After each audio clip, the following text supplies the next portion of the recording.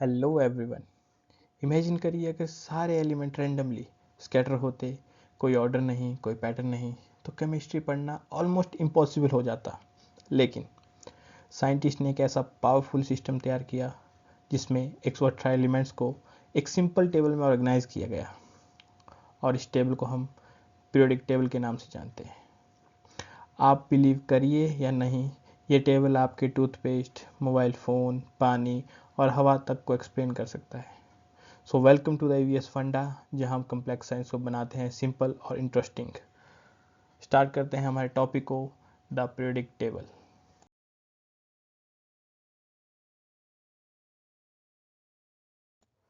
सो अब बात करते हैं early attempt to the classification of elements की, जहाँ पे जो पहली क्लासिफिकेशन की थी वो की थी डॉरेनस्टेड ने इन 1817, जहाँ पे उन्होंने 3 एलिमेंट्स की दिए थे, लिथियम, सोडियम एंड पोटाशियम। जहाँ इनका कहना था कि ये 3 जो एलिमेंट्स हैं वो एक जैसी प्रॉपर्टी शो करते हैं। ये बहुत रिएक्टिव होते हैं पानी के साथ। जैसे ये पानी के साथ मिलते हैं, ये एक एक्सप्लोड करते हैं। फिर वहीं दूसरा जो मैं दिया था वो न्यूलैंड ने दिया था, जिन्होंने लॉ ऑफ ऑक्टेव दिया था, जिन्होंने कहा था कि ऑक्टेव एक पियानो की तरह जो 8 कीज़ होती हैं, उसके बाद जो 8th एलिमेंट होता है वो दोबारा रिवर्स करता है पहले एलिमेंट की तरह, वो प्रॉपर्टी शोज करना स्टार्ट कर देता है। ये उन्होंने दिया था इन 1865। After that there's the Mendeleev's periodic table which is given in 1869, and after that the modification of Mendeleev periodic tables, there's a come the modern periodic table which is given by the Henry Moseley. सो ये 4 attempt थे जहाँ पे हमें last में जो Henry मॉसली ने हमें अपना पीरियोडिक टेबल दिया।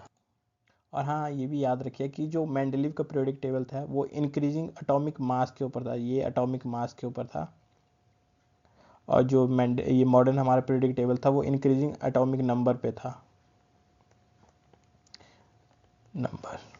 तो ये एटॉमिक नंबर के अकॉर्डिंग जैसे जैसे एटॉमिक नंबर बढ़ेगा वैसे वैसे इनको मतलब सेटल किया गया था पीरियोडिक टेबल में। तो चलिए स्टार्ट करते हैं नेक्स्ट स्लाइड पे। सब बात करते हैं डॉरेन स्ट्रेट से, जिन्होंने फर्स्ट अटैम्प्ट किया था in the classification of element की, जहाँ पे उन्होंने 3 एलिमेंट के ऊपर टेस्ट किया था, लिथियम, सोडियम एंड पोटाशियम। इनकी फाइंडिंग्स थी कि अगर ये तीनों जो एक जैसी प्रॉपर्टी शो करते हैं, ये तीनों एक जैसी प्रॉपर्टी शो करते हैं, जब इनको पानी के साथ मिलाया जाता है या पानी में डिज़ोल्व किया जाता है तो ये रिएक्ट करते हैं और एक्सप्लोड करते हैं। ये बहुत ही एक्सप्लोडिव रिएक्ट करते हैं, जल उठते हैं। वहीं साथ उन्होंने ये कहा था कि जो मिडल टर्म होती है, जैसे सोडियम है, यहाँ पे पोटाशियम है, और जो फर्स्ट पे लिथियम है, जो सोडियम का जो एवरेज होगा, अगर सोडियम का एटॉमिक मास है जैसे अप्रॉक्सीमेटली सोडियम का एटॉमिक मास है 23, तो इन दोनों का जो एटॉमिक मास की जो एवरेज होगी लिथियम एंड पोटाशियम की, जो अगर लिथियम का हम देखें तो लिथियम का एटॉमिक नंबर है 6.94, प्लस जो पोटाशियम है उसका है 39.1। अगर इनका हम एवरेज लें तो इसकी अप्रॉक्सीमेट वैल्यू जो होगी वो सोडियम के बराबर होगी। तो बट ये रूल था, ये सब पे काम नहीं कर रहा था, ये क्योंकि हर एक जो मिडिल टर्म होगी, जो मिडिल एलिमेंट होगा, वो सब पे एक जैसा अप्रॉक्सीमेट नहीं देगा, उसके साइड वाली टर्म्स उसके साथ वाली नहीं आएंगी, तो इसलिए ये फेल रहा। अब इसके बाद आते हैं नेक्स्ट पे। अब बात करेंगे हम न्यूजीलैंड लॉ ऑफ ऑक्टेव की, जो कि दिया था 1864 में। इनका पूरा नाम था जॉन्स न्यूलैंड, और इन्होंने अरेंज किया था एलिमेंट्स को in increasing order of atomic mass. उन्होंने साथ में नोटिस किया था कि जो आफ्टर द 8th एलिमेंट होता है वो सिमिलर प्रॉपर्टी शो करते हैं, जैसा कि same as the musical octave. जैसा कि हम यहाँ एग्जांपल में देख सकते हैं कि lithium, beryllium, boron, carbon, nitrogen, oxygen, fluorine and neon, and then this is the 8th, and the 9th one is sodium. And sodium and lithium has the same property, they are both reactive with the water। ये बहुत ज़्यादा reactive होते हैं, ये explode कर जाते हैं जब ये वाटर के साथ होते हैं, तो they have the same properties. Now come to the limitations, they have the different limitation, जिसमें से पहली है हमारी, ये लाइटर एलिमेंट से सिर्फ काम करते थे, और जो पैटर्न था वो कैल्शियम के बाद ब्रोक डाउन हो गया था, क्योंकि कैल्शियम के बाद जो डिफरेंट एलिमेंट्स आते हैं जो रिएक्टिव होते हैं, कुछ नहीं भी होते हैं, कुछ का एटॉमिक मास डिफरेंट होता है, तो वे उसमें ब्रोक डाउन हो जाते हैं। और वहाँ पे अगर हम नेक्स्ट देखें तो इन्होंने जो एलिमेंट्स की प्लेसमेंट थी वो भी इनकरेक्टली की हुई थी आफ्टर द कैल्शियम। इसके बाद आए, now come to the Mendeleev periodic tables give in 1969। He is a Russian scientist, Dmitry Mendeleev. He break down the periodic table into atomic mass and the chemical properties. So the features of the Mendeleev periodic table are, he arranged the element into row and columns, and उन्होंने similar place को, similar group को, मतलब similar elements को place किया था in similar group में। Predict undiscovered elements, जैसे जैसे कोई अनडिस्कवर्ड एलिमेंट आएगा किसी एक ग्रुप या सिमिलर प्रॉपर्टीज का, उसको अरेंज करते रहेंगे। But there are some flaws in the periodic table, like hydrogen का जो मतलब उसका अनसर्टेन था, उसका पोजीशन अनसर्टेन थी, उसको कहाँ प्लेस किया जाए। आइसोटोप से वो भी एक्सप्लेन नहीं थे प्रॉपरली। एटॉमिक मास जो था ऑर्डर, वो भी ऑर्डरली थे। तो there are many flaws in the Mendeleev periodic table. So after that the come modern periodic table. So now talk about the modern periodic table, which was proposed by the Henry Moseley in 1913. He discovered the atomic number, not the atomic mass. इन्होंने atomic number को classification किया, atomic number के base पे elements की classification की, not on the atomic mass. he said that the periodic table contains 7 periods which is horizontally, अगर हम ऐसे देखते हैं दो ज़्यादा 7 पीरियड्स, जैसा भी आप डायग्राम में देख सकते हैं, जो ऐसे वर्टिकली जा रहे हैं, वैसे हमारे पास 2 3 4 5 6 7, ऐसे हमारे पास 7 पीरियड है। और वैसे हम ग्रुप की बात करें तो वो वैसे वर्टिकल्स लाइंस होती है ऐसे, ये सेम केमिकल प्रॉपर्टीज़ को कंटेन करती हैं। ऐसे हमारे पास 18 ग्रुप होते हैं, 18 ग्रुप होते हैं। आप देख सकते हैं ये हाइड्रोजन से स्टार्ट हो रहा है, यहाँ से ऐसे ऐसे ऐसे करके सारे 18 ग्रुप है हमारे पास। Now let's discuss about the one by one करके इनके बारे में डिस्कशन करते हैं कि क्या है और इनकी प्रॉपर्टीज़ क्या क्या हैं। सो पहले बात कर लेते हैं ब्लॉक्स की, जहाँ पे हमारे 4 मेन ब्लॉक्स देख सकते हैं। There the S block, D block, P block, F block. जो ये ब्लॉक होते हैं ये क्लासीफाई करते हैं हाईएस्ट एनर्जी इलेक्ट्रॉन ऑर्बिट को, जो कि हमारे यहाँ पे पीरियोडिक टेबल में हम देख सकते हैं। जैसा कि हम फर्स्ट वन देख सकते हैं, हमारा यहाँ पे आता है, ये हमारा है S block element, and this you can see is a D, और जो ये आप यहाँ पे देख रहे हैं this is P, and this is our here this is lanthanide and actinide which is called F block element।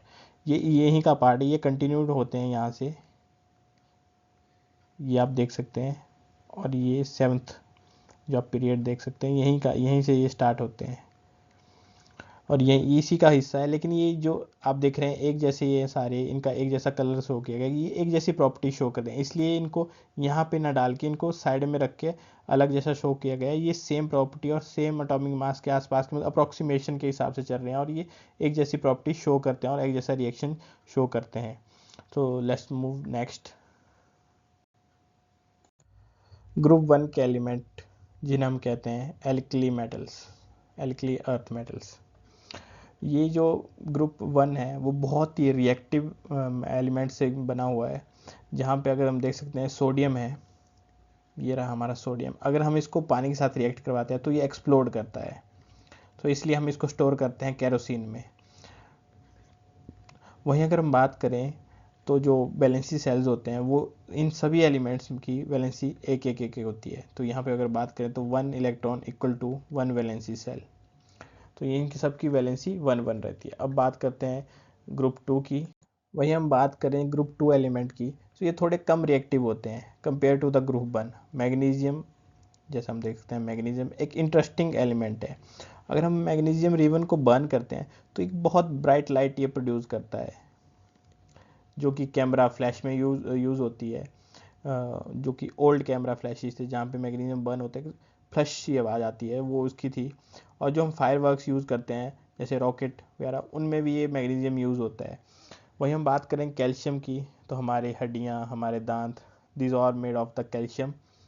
वहीं अगर हम बात करें इसके इलेक्ट्रॉन की, तो यहाँ सबके पास 2 2 इलेक्ट्रॉन है और 2 2 वैलेंसी सेल्स हैं। That means 2 electron equal to 2 valency shells. Now come to the third group. अब बात करते हैं group 3 element which are the scandium, yttrium, lanthanum, actinium. ये यहाँ पे 4 जो एलिमेंट्स हैं वो ग्रुप 3 के हैं। और जो ग्रुप 3 है वो बहुत ही रेयर एलिमेंट से बना हुआ है। ये सभी रेयर एलिमेंट्स हैं जो इसको रेयर बनाते हैं। और जो स्कैंडियम है वो यूज़ होता है एल्यूमिनियम अलॉय में, जो कि इसको स्ट्रॉन्ग बनाता है और ज़्यादा इसकी स्ट्रेंथ को इंक्रीज़ करता है। इसलिए ये यूज़ होता है हमारे एरोस्पेस में और इसकी इंडस्ट्री में भी यूज़ होता है, जैसे अलॉय इंडस्ट्री वगैरह में, जहाँ पे जो अलॉय को है और ज़्यादा स्ट्रॉन्ग बनाता है ये। वहीं हम इसकी बात करें जो यहाँ से जो ये थर्ड ग्रुप है, यहाँ से ट्रांजिशनल एलिमेंट्स की जो वे स्टार्ट हो जाते हैं। अब बात करते हैं ग्रुप 4 की। अब बात करते हैं ग्रुप 4 के एलिमेंट्स की, जो कि टाइटेनियम ग्रुप। वहीं पे हम बात करते हैं कि जो हमारा पहला यहाँ पे आ रहा है वो है टाइटेनियम, जिरकोनियम, हैफनियम, रदरफोर्डियम। जहाँ पे हम बात करें टाइटेनियम की, वो एयरक्राफ्ट में यूज़ होता है, बुलेट्स में यूज़ होता है, डिफरेंट डिफरेंट, क्योंकि ये बहुत ही स्ट्रॉन्ग एलिमेंट है जो कि डिफरेंट डिफरेंट कैटेगरीज में यूज़ होता है। वहीं पे बात करें जिरकोनियम की, जो कि न्यूक्लियर रिएक्टर में यूज़ होता है, सेरेमिक्स में यूज़ होता है। हैफनियम जो कि न्यूक्लियर रिएक्टर की जो कंट्रोलिंग रॉड्स होती हैं, जैसा आप यहाँ पे रॉड्स देख रहे हैं, जो कि रिएक्शन को कंट्रोल कर, जो न्यूक्लियर रिएक्टर होता है वहाँ पे रिएक्टर्स की रॉडें होती है, वो उस रिएक्शन को कंट्रोल करने के लिए डाली गई होती हैं, ताकि वो जो एक्सेस इलेक्ट्रॉन्स हैं उनको ऑब्जर्व कर सकें और चीज़ों को कंट्रोल कर सके, जो ओवर हीटिंग से बचा सके न्यूक्लियर रिएक्टर में। वहीं पे रदरफोर्डियम को देखें, वो सिंथेटिक होता है, ये बहुत ही शॉर्ट लाइफ होती है इसकी, और इसलिए ये मोस्टली चीज़ों में शॉर्ट लाइफ की जो चीज़ होती है उनमें यूज़ होता है। अब बात करते हैं ग्रुप 5 की। अब बात करते हैं ग्रुप 5 की, विच इज़ वेंडेनियम ग्रुप। जहाँ पे हम 23 पे वेंडेनियम देख सकते हैं, 41 पे न्यूबियम देख सकते हैं, 73 पे हम टेंटालुम देख सकते हैं, वहाँ पे 105 पे हम ड्यूबनियम देख सकते हैं। अगर हम वेंडेनियम की बात करें, वो high strength steel alloy catalyst है।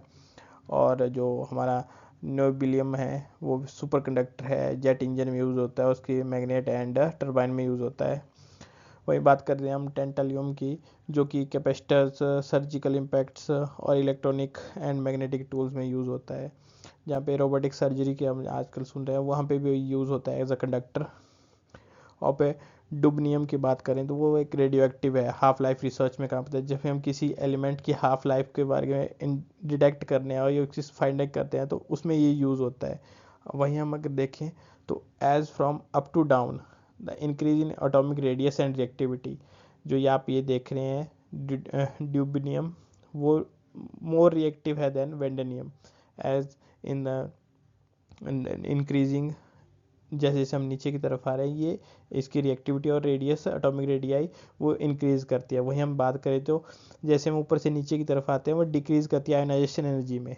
अब मूव करते हैं ग्रुप 6 के ऊपर, जो कि है, अब बात करते हैं group 6 element which is chromium group. यहाँ पे the first one is chromium, molybdenum, tungsten, seaborgium. और जो क्रोमियम है वो हमारा हार्डनेस के लिए यूज़ होता है, वो क्रोजन रेजिस्टेंस होता है क्योंकि उसमें जंग नहीं लगता, वो स्टेनलेस स्टील प्लेटिंग में यूज़ होता है। स्टेनलेस स्टील जब हम देखते हैं हम कि हम घर में कोई स्टील का हम कोई आयरन की रॉड लेके आते हैं या कुछ लाते हैं, उसके ऊपर कोटिंग होती है क्रोमियम की, जो कि उसको एक सिल्वर फिनिश देती है, जो उसको जंग से बचाती है। वहीं बात करें मोलिबियम की, वो हाई स्ट्रेंथ अलॉय होता है, कैटलिस्ट होता है, इलेक्ट्रॉनिक्स में काम आता है। हाई स्ट्रेंथ अलॉय जैसा आप देख सकते हैं, ये एक रॉड है जो कि हम देख सकते हैं, हमें जो हमारे घर के स्ट्रेंथनिंग के लिए काम आती है या कोई बिल्डिंग स्ट्रेंथनिंग काम आती है एज अ बीम। वहीं टंगस्टन की बात करें तो हमारे जो बल्ब थे, टंगस्टन बल्ब, उनमें यूज़ होता है क्योंकि इसका बहुत हाई मेल्टिंग पॉइंट होता है, हाई डेंसिटी होती है, हाई एलिमेंट्स होते हैं, हीटिंग एलिमेंट्स होते हैं, और ये टूल में भी यूज़ होता है टंगस्टन की। आप जैसे ड्रिल मशीन भी होती है और डिफरेंट डिफरेंट चीज़ें भी होती हैं टंगस्टन की जो यूज़ होती हैं। वैसे हम बात करें टंगस्टन बल्ब की, which is produce the infrared radiations as like the sun. So it is very, मतलब अच्छा था ये, बट अब यूज़ नहीं होते, अब एलईडीज यूज़ होते हैं। Now come to the seaborgium which is a radioactive element. Now come next to the next slide. Now come to the group 7 element which is the magnesium group. तो हम जहाँ पे first one देख रहे हैं manganese, टेक्नियम, रेहनियम और bohrium. जहाँ पे हम मैंगनीज की बात करें वो अलॉय एडिटिव्स में यूज़ होता है, स्टील, यहाँ पे स्टील मेल्टिंग का देख सकते हैं, या मैग्नीज और डाइऑक्साइड की हम जो बैटरी में यूज़ होता है फॉर द बैटरीज। वहीं हम बात करें टेक्नियम की, जो कि मेडिकल लाइन में यूज़ होता है, एज हम जब देखते हैं एक्सरे या सीटी स्कैन जो होता है उसकी जो रिपोर्ट्स आती हैं वो इस तरह कुछ आती हैं, तो वो उसमें ये टेक्नियम यूज़ होता है। वहाँ पे हम रेनियम की बात करें तो वो हाई टेम्परेचर अलॉय होता है, जो कि जेट्स के पार्ट्स को बनाने में यूज़ होता है, पेट्रोलियम कैटलिस्ट। वहीं बोरियम की बात करें वो एक सिंथेटिक एलिमेंट्स होता है, जो कि ईजिली मतलब इसकी जो लाइफ स्पैन होता है बहुत कम होता है, और ये रेडियो एक्टिव होता है, तो ये रेडियो एक्टिव रिसर्चेज में यूज़ होता है। अब बात करते हैं ग्रुप 8 की। अब बात करते हैं group 8 which is iron group. और जो first is iron, starting from the iron, ruthenium, osmium, hassium. अगर हम आयरन की बात करें तो as we know it is use in steel components, उसके टूल्स बनते हैं, और ये हमारे रेड ब्लड सेल जो हीमोग्लोबिन को बनाने में भी मदद करता है एज वी नो। उसके बाद आता है ruthenium which is use in data storage coating. जो हम देखते हैं यहाँ पे हार्ड डिस्क है, इसी जो हम देखते हैं इसमें डिस्क घूम रही होती है, इसके ऊपर जो कोटिंग होती है, जो ग्लॉसी सी कोटिंग होती है, रूथियम की होती है। और एक कैटलिस्ट होता है, इलेक्ट्रॉन कंडक्टर भी में यूज़ होता है। वहीं ओसियम की बात करें जो फाउंटेन पेन है उसकी निब को बनाने में ये यूज़ होता है। और जो ये अब बल्ब देखते हैं, जो हमने बल्ब देखा पहले बार में पढ़ा, टंगस्टन बल्ब, उसका जो ये हेड होता है उसको बनाने में भी यूज़ होता है। जो ये आप सिल्वर का हम देखते हैं, इसी सिल्वर का कोटिंग का एक प्रोडक्ट होता है, वो ओसियम से बना हुआ होता है। ये ऑप्टिकल इंस्ट्रूमेंट्स में यूज़ होता है, जैसे लेंस में या किसी और चीज़ में, उसमें ये यूज़ होता है। वहीं बात करें हम हैशियम की, ये सिंथेटिक एलिमेंट है बट इसके यूज़ कोई नहीं होता। अब बात करते हैं नेक्स्ट एलिमेंट्स की विच आर नाइन्थ ग्रुप। अब बात करते हैं नाइन्थ ग्रुप की, जो कि है कोबाल्ट ग्रुप। जहाँ पे पहला जो ग्रुप है वो जो पहला एलिमेंट है वो कोबाल्ट, रोडियम, इरिडियम एंड मिथ्रियम। यहाँ पे हम बात करें कोबाल्ट की, जो कोबाल्ट होता है वो हार्ड अलॉय होता है, जो कि मैग्नेटिक मैन्युफैक्चर में काम होता है, रिचार्जेबल बैटरीज को उनको बनाने में, ईवी, सिरेमिक कोटिंग और डिफरेंट डिफरेंट चीज़ों में ये काम आता है। वहीं पे हम रोडियम की बात करें तो कार में जो कैटालिटिक कन्वर्टर है ये आजकल यूज़ होते हैं गाड़ियों में, जो कि पॉल्यूशन को कंट्रोल करने में, ये पॉल्यूशन जो एलिमेंट होते हैं उनको कैप्चर कर देते हैं और फिल्टर आउट कर देते हैं। जो एग्जॉस्ट से जो फिल्टर आउट होती है उसको फिल्टर आउट करके क्लीन क्लीन तो नहीं, मतलब एक लेस पॉल्यूटेड हम कह सकते हैं, जो पॉल्यूशन को कंट्रोल करने में काम आता है। वहीं एक कोरोजन रेजिस्टेंस भी होती है इसकी। और ज्वेलरी में ज्वेलरी की प्लेटिंग भी करते हैं, जहाँ पे इसको वाइट गोल्ड भी कहा जाता है, क्योंकि ये बहुत कॉस्टली भी होता है। वहीं बात करें हम इरिडियम की, इरिडियम जो हमारे स्पार्क प्लग में होता है, गाड़ियों में इरिडियम लगा हुआ होता है, ये काफ़ी कॉस्टली होता है इरिडियम भी। अगर हम मोस्टली गाड़ियों में देखें तो वो हमारा सिंपल सा एक सस्ता सा स्पार्क प्लग यूज़ होता है, जो कि डिफरेंट डिफरेंट एलिमेंट्स होते हैं, पर इरिडियम जो स्पार्क प्लग पे है वो हाई कॉस्ट इफेक्टिव होता है और काफ़ी हाई इसकी मतलब लॉन्ग लाइफ स्पैन होता है। वहीं हम बात करें तो ये कैंसर जो रेडियो एक्टिव आइसोटोप होता है फॉर कैंसर थेरेपी, उनमें भी यूज़ होता है, जो कैंसर सेल्स को डिस्ट्रॉय करने में मदद करता है। वहीं हम मैंथ्रियम की बात करें, सेम एज, इसकी कोई एप्लीकेशन नहीं है, ये रेडियो एक्टिव है बट इसकी कोई एप्लीकेशन नहीं है। Now come to the group 10 element which is nickel group. अब इसकी बात करें तो first is nickel, palladium, platinum, darmstadtium. अगर हम निकल की बात करें तो we know that there is steel, alloy, plating, corrosion resistance, rechargeable batteries, इन सभी चीज़ में आता है। कॉइन मिंटिंग में काम आता है। और लिथियम बैटरीज में हम निकल का यूज़ देख सकते हैं। फिर उसके बाद आता है पैलेडियम, सेम इलेक्ट्रिक वो जो कैटालिटिक कन्वर्टर होता है गाड़ियों में लगता है उसमें काम आता है। ज्वेलरीज में काम आता है। हाइड्रोजन स्टोरेज के लिए जो उसके टैंक बनते हैं वो प्लेटिनियम के बनते हैं। इलेक्ट्रिकल कॉन्टैक्ट में काम आता है, जो कंडक्टर्स वगैरह होते हैं उसमें काम आता है प्लेटिनियम। फिर उसके बाद करते हैं प्लेटिनियम की बात, same the jewellery, catalytic converter. Lab के इक्विपमेंट बहुत से बनते हैं इससे, क्योंकि ये रिएक्ट नहीं करता जल्दी, और ये ऑब्जॉर्व, मतलब जैसे हम देख सकते हैं कि ये कैटालिटिक कन्वर्टर में होता है, सेम ये लैब में काम करता है कि जो पॉल्यूशन को डिटेक्ट करने में कि कौन सा पॉल्यूशन है, या उसको टैप डाउन करने में, इसलिए यूज़ होता है। एंटी कैंसर ड्रग की जो हम मेडिसिन बनाते हैं उनमें ये यूज़ होता है। Now come to the darmstadtium which is not application, इसकी कोई एप्लीकेशन नहीं है, शॉर्ट हाफ लाइफ होती है इसकी बहुत ज़्यादा। अब बात करते हैं 11th एलिमेंट्स मतलब 11th ग्रुप की। सो अब बात करते हैं 11th element. I think this one is the most important, coinage metals group. अब कॉइनेज मेटल ग्रुप क्यों बात करते हैं, इसमें कॉपर, सिल्वर, गोल्ड, ये तीन जो आप मेटल देख रहे हैं ये बहुत ही इंपॉर्टेंट फैक्टर रहे हैं हमारे, मतलब जो कॉइनेज की बात करें या अब की बात करें, हमेशा से बहुत इंपॉर्टेंट रहे हैं, क्योंकि हमारे हमारे चारों तरफ जो भी चीज़ें देखते हैं वो इन तीनों में से किसी एक चीज़ की तो बनी होती है, दिस कन्फर्म। हम बात करें कॉपर, जो कि यूज़ होता है हमारे इलेक्ट्रिक कंडक्टर्स में, डिफरेंट इलेक्ट्रॉनिक्स के हर पार्ट में कॉपर यूज़ हो रहा होता है, हर चीज़ में यूज़ हो रहा है। अगर आप जो अगर फ़ोन पे वीडियो देख रहे हैं, लैपटॉप पे देख रहे हैं, किसी में, तो इसमें कॉपर का यूज़ हुआ है, सेम सिल्वर का यूज़ हुआ है इसकी चिप सेट को बनाने में, गोल्ड का यूज़ हुआ है सेम इसके चिप सेट को कंडक्ट करने। मतलब ये जो चिप सेट होते हैं, इलेक्ट्रिक कंडक्टर के चिप सेट होते हैं, जो भी इलेक्ट्रॉनिक्स में यूज़ होते हैं, उनमें ये तीनों चीज़ें यूज़ होती हैं, और these are highly demanding right now.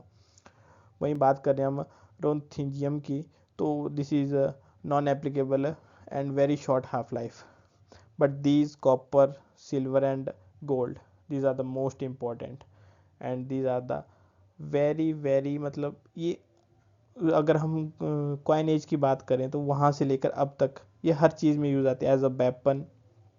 Copper हमारे, अगर हम देखें कॉपर के फ़ायदे बहुत हैं हमारे हेल्थ के लिए, सिल्वर के हमारे फ़ायदे हैं हेल्थ के लिए, gold as a jewellery use होता है, silver as a jewellery use होता है, copper as a metal use भी करते हैं, जैसे कॉपर के पानी में कॉपर के जो बर्तन है उसमें पानी पीने के लिए यूज़ करते हैं, सिल्वर को करते हैं, गोल्ड तो चलिए बहुत ही रिच एक हाई क्लास में आ गया बट होता है। Now come to the next slide. Now come to the group 12 element which is zinc group, जहाँ पे first is zinc, cadmium, mercury, copernicium. जहाँ पे बात करें जिंक की, which is use in electrical, mechanical, plating, brass alloys में use करता है, पेंट की पिगमेंट में यूज़ होता है। वहीं हम कैडमियम की बात करें, कैडमियम हमारी बैटरीज में यूज़ होता है, रिचार्जेबल बैटरीज, कंट्रोलिंग रॉड, जो हमें न्यूक्लियर रिएक्टर में हम कंट्रोलिंग रॉड लगाते हैं वहाँ पे यूज़ होता है, और पिगमेंट में यूज़ होता है कलर्स की। वहीं पर मरकरी की बात करें, वेरी टॉक्सिक एलिमेंट, बहुत ही टॉक्सिक एलिमेंट है, but still it is use in a thermometer, क्योंकि वहाँ पे पैक होता है, थर्मोमीटर में होते हैं, बैरोमीटर में यूज़ करते हैं, फ्लोरोसेंट जो बल्ब होते हैं उनमें ये यूज़ होता है। गोल्ड के एक्सट्रैक्शन, जो हम बात करते हैं गोल्ड एक्सट्रैक्शन की, तो जो हमारे इलेक्ट्रॉनिक्स इक्विपमेंट होते हैं उनकी जो चिप सेट होता है उनमें जो आप येलो येलो कलर का पार्ट देखते हैं वो गोल्ड से बना होता है, दिस इज़ प्योर गोल्ड, उसकी एक्सट्रैक्शन में ये काम आता है मरकरी। वहीं बात करें कॉपरनियम की, same it has no applications. Now move further to the group 13। Now come to the group 13 which start from the boron, aluminium, gallium, indium, thallium, nihonium. हम बात करें हम बोरोन की, बोरोन यूज़ होता है ग्लास में, और ये यूज़ होता है डिटर्जेंट में। और वहीं एल्यूमिनियम की बात करें, बहुत ही हल्का और बहुत कॉमन यूज़ करने वाला ये मेटल है, बहुत ही हाईली यूज़ होता है हर जगह, but same it has a very toxic, not very toxic, but ये धीरे धीरे हमारी बॉडी में अक्यूमुलेट करता है और हमें टॉक्सिसिटी की तरफ लेके जाता है, और ये रिसाइक्लेबल भी होता है। Now come to the next slide which is group 14। So now talk about the group 14 element, which is a carbon family. Carbon is a highly important in term of the element or all aspect, because all living beings, all living things, not beings, all living things are based on the carbon. अब बात करते हैं first from the starting with carbon, silicon, germanium, tin, lead, flerovium. हम बात करें carbon की, so carbon ही जो होता है वो प्योर डायमंड को, मतलब इसको जब प्रेशर और हीट में रहता है तो यही एक प्योर डायमंड को स्ट्रक्चर फॉर्मेशन करता है और प्योर डायमंड को बनाता है। वहीं बात करें हम सिलिकॉन, ये हमारे और इलेक्ट्रॉनिक पार्ट्स में यूज होता है, जैसे silicon chip, mobile phones, computer, LEDs, इसमें सिलिकॉन चिप यूज़ होती है। Germanium, tin, as we know tin के अलॉयज़ यूज़ होते हैं, जो कि मिक्स करके हम उसके डिफरेंट डिफरेंट अलॉयज़ बनाते हैं। लेड टॉक्सिक एलिमेंट, और उसे flerovium. Now come to the next group which is 15। अब बात करें हम ग्रुप 15 एलिमेंट्स की, जो कि है नाइट्रोजन फैमिली, जहाँ पे हम first nitrogen, second phosphorus, arsenic, antimony, bismuth and moscovium. अगर हम बात करें नाइट्रोजन की, तो नाइट्रोजन हमारे एटमॉस्फेयर में 78% है। वहीं हम फास्फोरस की बात करें तो वो हमारे फर्टिलाइज़र में भी यूज़ होती है और ये हमारे प्लांट्स के लिए भी बहुत हेल्पफुल है। नेचुरल भी अक्कर होती है, जो हमारे जैसे कोई डेड ऑर्गेनिज्म है, उसकी हड्डियों में जो फास्फोरस होता है, जो उसको डिकम्पोज होके वो सॉइल में फिर से मिक्सअप हो जाता है। वहीं आर्सेनिक की बात करें, हाईली टॉक्सिक। अब बात करते हैं नेक्स्ट स्लाइड की, विच ग्रुप 6। बात करते हैं ग्रुप 16 विच कैल्कोजन फैमिली। अब इसमें जो स्टार्टिंग होती है वो होती है oxygen, sulphur, selenium, tellurium, polonium और लिवरमोरियम। अगर हम बात करें ऑक्सीजन की, तो ऑक्सीजन हमारे लिए बहुत एसेंशियल है। Without oxygen we can't live. Any living organism, any living species can't live without oxygen. वहीं बात करें हम सल्फ़र की, तो सल्फ़र रबर इंडस्ट्री में बहुत यूज़ होता है। उसके बाद हम सेलेनियम की बात करें तो वही मेटल अलॉयज़ बनाए वगैरह के मिक्सिंग में यूज़ होता है। वहीं हम टेलरियम की बात करें तो ये सेमीकंडक्टर्स की चिप में भी यूज़ होता है, मिक्सचर यूज़ होता है। और पोलोनियम की बात करें तो ये एक रेडियो एक्टिव कंडक्टर है, बट इसकी एप्लीकेशन नहीं है इतनी ज़्यादा। Now talk about the group 17 element, which is the halogens, and these are the most reactive non-metals। ये मोस्ट रिएक्टिव नॉन मेटल्स हैं, जहाँ पे स्टार्ट करते हैं हम fluorine, chlorine, bromine, iodine, astatine and tennessine. अगर हम बात करें फ्लोरीन की, तो ये आप देख सकते हैं ये बल्ब में जो फ्लोरीन यूज़ होती है, फ्लोरीन गैस होती है, इसमें जो फ्लोरीन की फॉर्मेशंस होती हैं ये टंगस्टन बल्ब में। फिर वहाँ पे बात करें क्लोरीन, वाटर प्योरीफिकेशन में यूज़ होता है। ब्रोमीन जो हम देख सकते हैं, ब्रोमीन, उसका आयोडीन देख सकते हैं, जो कि हमारे न्यूट्रिशन, नॉट न्यूट्रिशन बट हमारे लिए एफिशिएंसी है, क्योंकि जो कि हमें घेंगा बनने में, घेंगा नहीं बनने देता अगर हमें आयोडीन की कमी हो जाती है। वहीं पर हम बात करें next slide which group 18। Group 18 element, which are the noble gases.